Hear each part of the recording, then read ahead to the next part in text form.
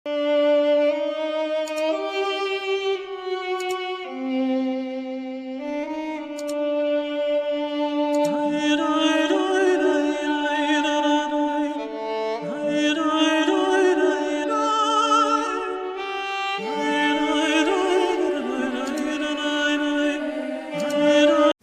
સરકાર આમને કોણ ભણાવશે? ઝઘડિયાના ઉમરલા ગામે કચરાના ઢગલામાં પિતા પોતાના પુત્રને હિન્દીમાં ક ખ ગ લખાવતા નજરે પડ્યા. મહારાષ્ટ્રનો પરિવાર કચરામાંથી ભંગાર વીણી પેટીયું રડવા ઝઘડિયા તાલુકામાં ફરે છે. પિતાનો એક હાથ ના હોય છતાં પુત્રને સાથે રાખી કચરામાંથી ભંગાર વીણી તેનું સોર્ટિંગ કરી વેચાણ કરી પોતાનું ગુજરાન ચલાવે છે.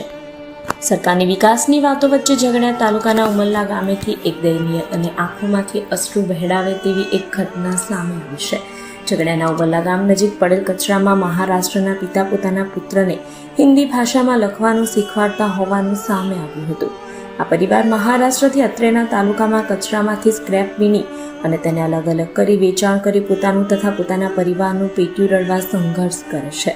વળી કચરામાં પોતાના વાલસોયા પુત્રને ભણાવતા પિતાનો પણ એક હાથ ન હોવા છતાં કચરામાંથી પ્લાસ્ટિકની બોટલો, પીપી પ્લાસ્ટિક, એચડી પ્લાસ્ટિક, પુઠ્ઠા, પેપર, બોટલના ઢાંકણા વગેરે વીણી લઈ તેને અલગ અલગ કરી વેચાણ કરી પોતાનું ગુજરાન ચલાવી રહ્યા છે.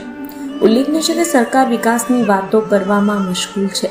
તેવામાં આવી દયનીય હાલતમાં ઝઘડિયાના ઉમરલા ખાતે કચરામાંથી ભંગાર વીણી આ પિતા પોતાના પુત્રને હાલ તો લખવાનું શીખવાડી રહ્યા છે, પરંતુ આ પિતાની વહારે હવે કોણ આવશે તે તો સમય જ બતાવશે.